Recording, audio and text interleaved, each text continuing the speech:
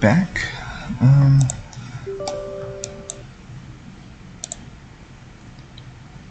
Let's get into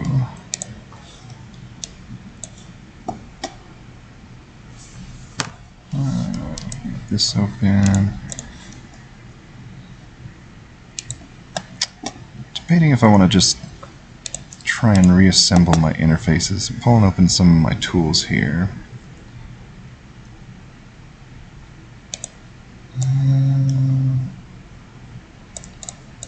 Make sure this is running right. Okay, yeah.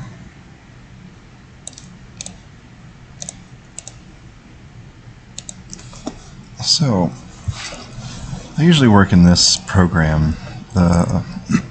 Excuse me. It's got the World Creator, version 3.0. It's not the same as the one you can find on Google, which, if you try to look up World Creator nowadays, there is a new program called the World Creator, but it's a terrain and landscape generator, which I've never used. It's probably cool. It looks cool. It looks like TerraGen, or kind of like an advanced version of Bryce or TerraGen, where you can create randomly generated landscapes and stuff, but that is not what this is. This is a program that came out, I believe the first version came out in 1999, and ran for years as freeware, I think, until about 2002, 2003. I believe they started updating it with more advanced features, and eventually you had to buy this licensed version. I actually do have both versions. I have the old freeware version, and you can see their website doesn't work anymore. You can go to the website. I think you can still look at it on the Wayback Machine, but you can't access anything. It's all password protected, and nothing got stored on the Wayback Machine. So the differences between the new versions and the old versions, I've always wanted to kind of show this off because of how cool it is, and I can't find any videos of it anywhere, and I can't find any programs anywhere that do anything like this one. So maybe instead of doing a 001 stream, I'm going to talk about this cool little program, just show some of the stuff that it does. Way back in the early 2000s, you could download this free version, the freeware World Creator, and I've just been kind of copying backups from computer to computer over the years. Eventually I bought the new version years and years later. So there's a bunch of little windows here, and this is the freeware version I'm just going to take a peek at. And each window has a texture, and each texture is assigned a color that you can see in this frame around the texture. And the way that this would work is using a mask, a multicolored mask. There are some that come with it, some archways, and I think they have some squares and stuff that do different things. Mostly arches. So mostly arches. I think there are some doors in here. Archways, and more archways. Lots of arches. And the way that worked, I might find one of these arches. This one here. Whenever you render this specially designed mask, it's not just a basic multicolor mask. You actually have to follow a set of rules to design these, and when you render the tile, it actually assigns the textures to the different colors and draws them in an isometric projection. And so this was a really fancy thing at the time. I don't know if there's any games made with this program besides the ones that I've been messing with. I've been using these for a long time, and I love the way the graphics look because they just have this great old school feel to them. And it came with a set of basic textures. There's some wood and some, I don't know what this is, a door, some kind of door, metal door. But it comes with some textures. mostly ugly bricks and stuff. But you could drag these in to these different windows to create the shadows and the shading. So the light gray at the top, I tend to use these same, like, well, I guess you couldn't do the lightning in this version. Well, in the older one, I guess you had to do some crazy, ugly shading. So that's weird, not being able to change the top half. But by changing the different colors of these sliders to darken the texture, you could create this illusion of depth using these masks. And over the years it evolved into an even cooler, more advanced program that has the same features, plus some new ones. I've filled it up over the years with all kinds of stuff that I've made and just copied this massive library from computer to computer. But the way that it works hasn't changed over the years, so it does the same thing where you can render, isometric walls. There's some pieces in here for different shapes. There's still arches, a lot of archways. There's some wheels and stuff. There's some windmills and things for my farming game. A lot of tables, furniture things, clocks and dressers, and a lot of this stuff I've made mostly for fun, but then I ended up designing games around the graphics that I was practicing with, and using it's going to look terrible. These are really tiny, so I can't even really show the examples there. But this program came with a whole bunch of different features, from simply creating isometric shapes to isometric extrusions, and everything down to isometric or curved renders of shapes. And it's not doing any 3D. There's no 3D models, there's no 3D projection or anything. It's just a redraw method, or a render that uses some kind of 2D drawing method. I don't know exactly what they did, because I tried to reach out to the guys who made this, the company that made this series of programs, and they would never talk about the software itself. They were happy to help with everything related to working with the program. When it came to promoting it or how to use or understand the inner workings, they were not very open about it. I do not know what happened to them. If anybody out there knows how to reach the guys from Inet to Inet, let me know. Or if you are the guys from Inet to Inet, that would be great. But you basically have all these different render methods for creating composites, composited textures, blended textures, shapes, extrusions. And by extrusion, I mean I can take any shape, do a flat shape, or you can extrude it by a certain amount and get a pseudo. Let me use some settings here. Turn that off, turn that up. Actually, let's use the complex, not the complex, the multi-extrude. That'll give this some shading. Then you can build lots of different kinds of blocks and pieces, but that's just one of the most basic forms of creating shapes. And a lot of this is very useful for interface work and buttons, and especially things like tile sets. Stuff like walls and tiles and things, I do composited textures using these multicolor masks. I cover that at some point. I'd like to talk about that at some point. There's also a lot of cases where you can extrude something. Let me grab this, put it here, and bump up the size. But you can do it in isometric size or side views and have extruded walls or extruded pieces. Probably wouldn't have something that wide, closer to 8, more like a door or a door shape even. But in a lot of cases it's just small components that are assembled into larger ones. There's also fun, I think this was in the original version too, the bump mask. It has two different methods. In the original, it was used to apply grain merge blending to any texture, and that's something you can do in GIMP. There's a lot of stuff in the tutorials on my website that cover grain merge or talk about grain merge. But the way that would work is it applies a lightness and darkness value to the texture that's being rendered, and there is a mathematical formula that I could not tell you off the top of my head where it averages the pixel values and subtracts or adds 128, I think, is the value that it subtracts or adds.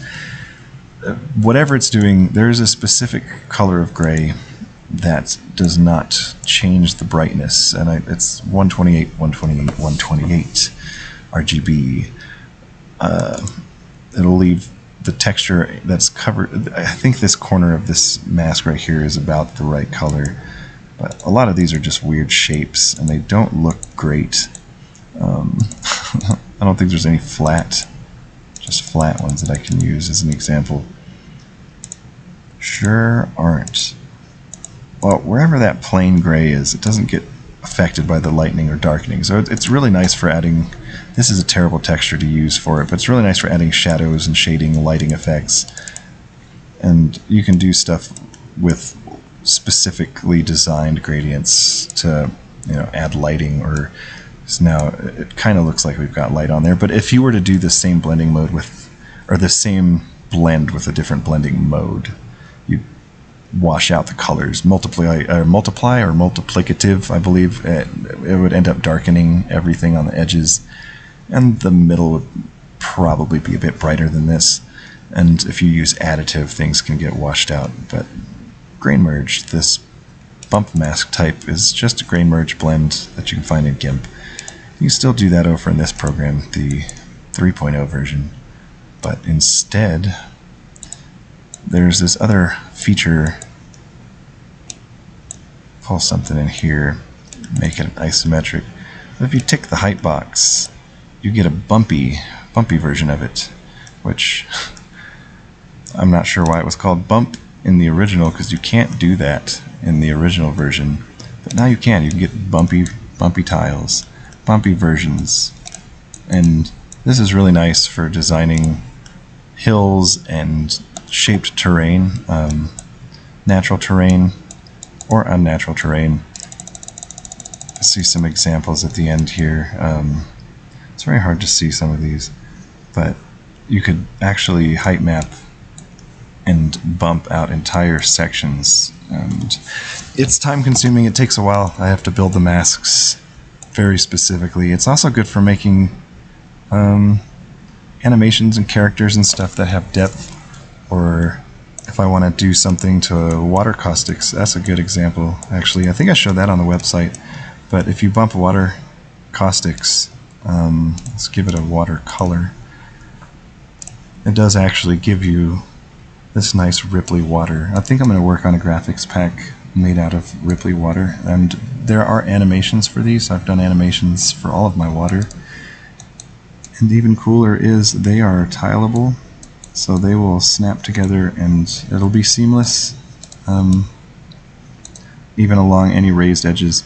It's a little bit harder to see the bump when there's another texture or tile next to it, but anything on the edges you'll always be able to see, if there's something behind it.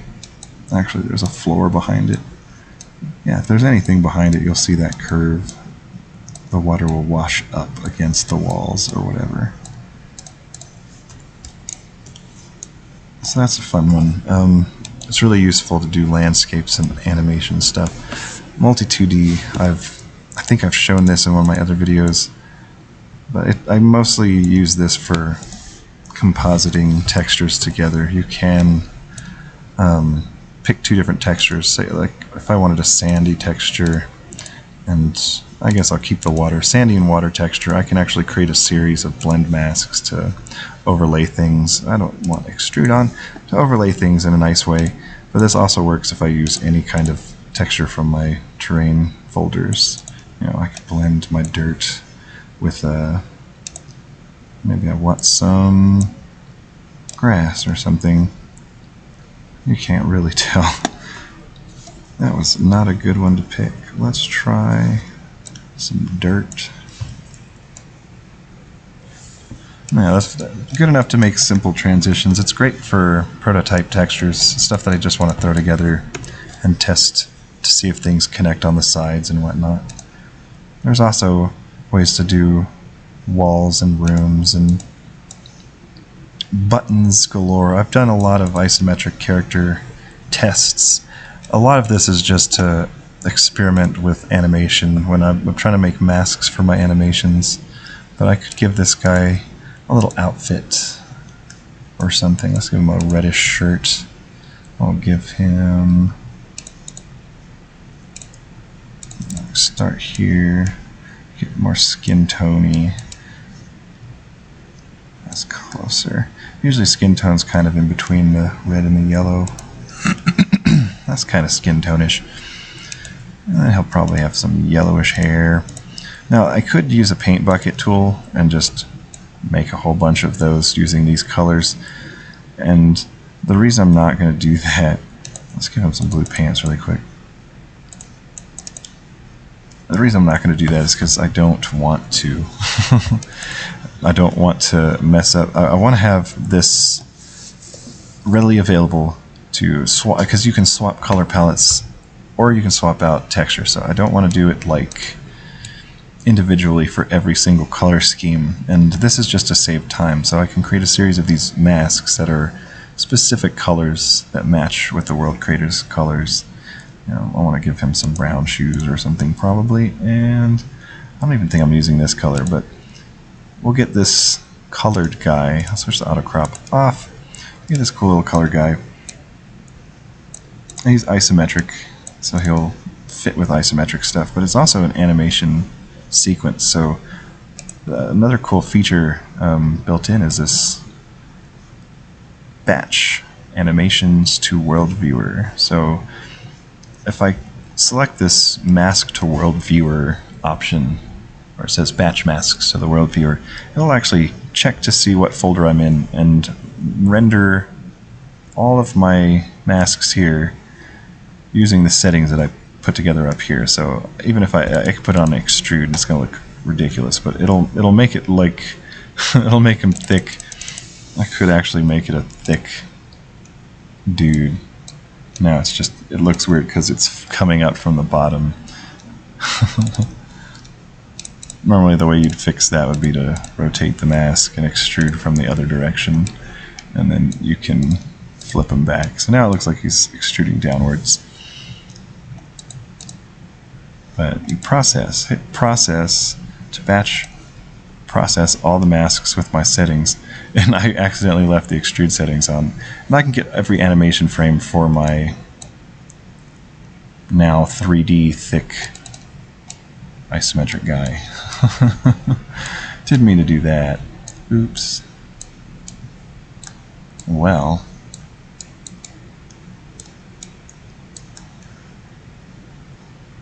Gross. So mostly it was the result of experimenting. I wanted to test out different options for masking a character out of a 3D model. So these were made using 3D models. That's not very good at getting...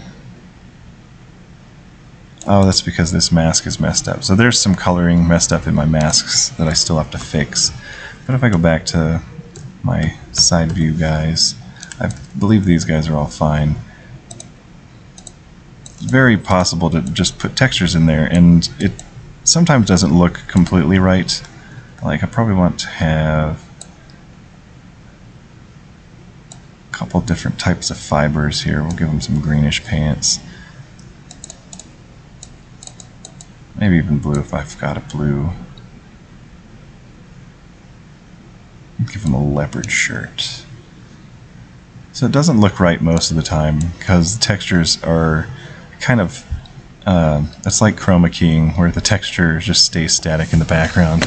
Oh, my phone is going off like crazy. What's happening?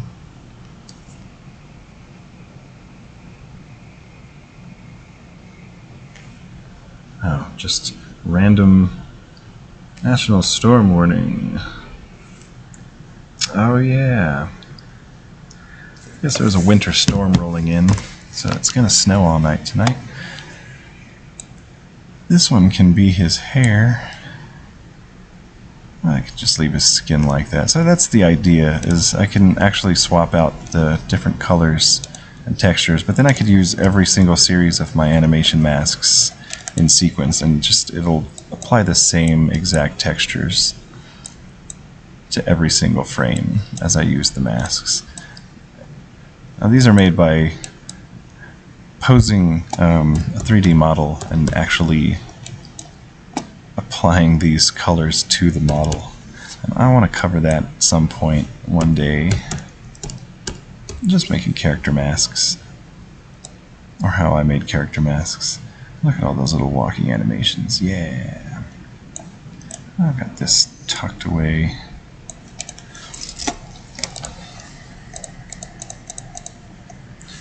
Well,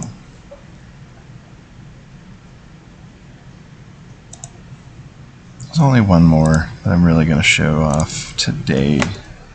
And it's probably the same kind of thing I shown earlier, but I do a lot of my tile set work using extrusion masks, which I've barely covered, I've barely shown anywhere, but it's very precise designed mask.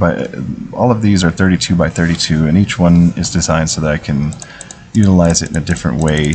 These solid color ones have a different use than these bicolored ones, where I have a gray and a black, and then there's another one that has many colors. And there's versions of all of these: thicker ones, thinner ones, curvy ones, round ones. I have dotted ones. It's a process to make these, but the way these end up working is with an extrusion, with the extrusion box ticked, I can actually pull them up and create all my angles by just rotating my mask. So that ends up saving me a lot of time, but the creation of the masks can be time consuming. This one's actually really nice because I can use the multi-extrude, and wherever the gray is, I'll get this texture extruded instead of this texture. Also, if anybody is familiar with any of these techniques, or has ever seen another program that can do this kind of stuff, please let me know. There's a lot of different types of things you can do. That's going to extrude really strangely. I did not mean to do that. Don't want that. But yeah, basically you get the idea, where a multicolor mask is used to combine these textures into a composited surface. And you can extrude them using the extrude depth, but it's not just dragging duplicates. I've seen some plugins for Photoshop. I've actually seen some other tools that kind of try to do something like this, but it's mostly just duplicating. It's making duplicates of the same colored tile over and over. This is shifting by too much, but as an example, so in the end the sides end up looking kind of like that. There's not jagged edges like this, but most of the stuff I've seen, they just kind of layer the same thing, especially the Photoshop plugins. They just make duplicated layers, and they layer the same thing on top of each other. So that is one way you can probably make these kinds of extrusions. It would just be shifting up by 1 or 2 pixels so that the appearance of depth starts to appear. I've already lost where all these tiles are, and I'm not that concerned. But with the extrude in this program, the difference is immediately noticeable. It's actually extruding from the top of the texture, and it has this shader value on. I can turn that off so it's the same color. And if I increase this, let's say I bring that up to 64 so I can see more of the texture, it isn't just stretching the texture, it's applying the texture to the side, redrawing it along the side. And this can be pulled all the way up to the size that the texture is. 128 will give us a big giant cubey.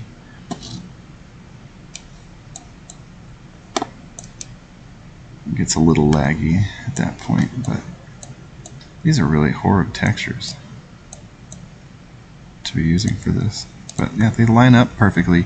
But you can see that the texture here is just a vertically angled texture, and that's the same as the textures you can make with this isometric textures tutorial on my website.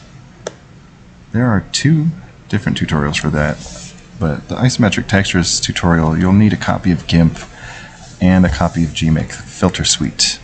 But it goes over just how you can make those types of angles and floors and wall pieces, which you could, I guess originally it seemed like you can only really do that in this program. I haven't really found anything other than Blender or 3D software that allows you to do these angles. The only other one that I've worked with that does is the Texture Maker Infinity Textures program that I work with. Actually, I showed that off yesterday with some isometric stuff, so I won't pull that up today.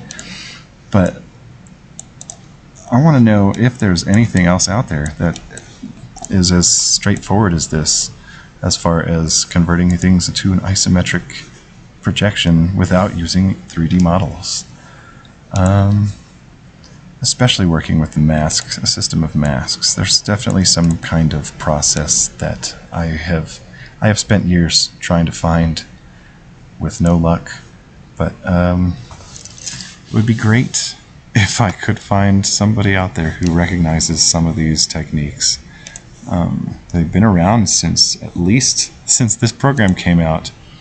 This version from 2003, I believe there was even earlier versions of this program, but I haven't seen anybody else doing these isometric render in 2D. This technique, it's really hard to tell what's actually happening here without any color change. Interesting. Oh yeah, you can auto render in this one.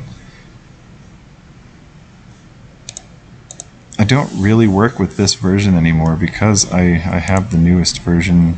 I've had that one for quite a long time, but it did come with a nice number of tutorials built into these little folders, and you could save your own, or you could open a whole pile of little tutorials on how to use these windows. So this is probably one of the only programs that I had extensive use of while the forums and websites were active. So I was actually able to talk to the creators and learn a bunch more about the programs and any of the other software that I have, really. Some of those went defunct not long after I got them, or they were defunct and I've just acquired the license or purchased a license key years ago, and before I ever got into using the programs, the companies went out. And in the cases of stuff like Bryce 3D, there's very minimal support on the actual site that now... that's a program that it exchanged hands a few times. The company sold it to another company who sold it to another company, and the current owners just... it's available for sale and purchases, and you can get it, but it doesn't have any updates or patching, and it's buggy and crashes. And so the same happened to a lot of these programs. The World Creator does have a lot of bugs. They will never be fixed. It's very unfortunate. So a lot of the work that I do with Screaming Brain Studios is encountering crashes and bugs because these programs they're very old. It's 2023, and this version, I want to say this version was the very last edition, came out in 2020 before the company disappeared. So it's only been a couple of years, but they are long gone. They were already kind of disappearing at that point in 2020. And the original version of the software had minimal support because they had a password protected forum that only purchasers of the newer versions could access. So I've tried to save a lot of information from those forums when I was a user, and I've taught myself a lot, but it's not available to anybody else. So some of it's mostly just for my own personal references. I wouldn't mind showing off some of it or making some stuff with these programs for you guys, but it just makes me sad sometimes to think that it's such an interesting piece of software is just forgotten, left to collect dust for the rest of time. Or until somebody else finds one of my old laptops one day. And there's all kinds of little features of built-in effects, built-in scrolling animation. There's transition builders. There's all kinds of neat stuff. But well, that's all I really want to show off tonight. Thank you guys for watching. Please let me know if you guys know anything about any of these techniques, or if you guys want to see any more of this. Thank you for watching. Have a good morning, good night, good day, wherever you are.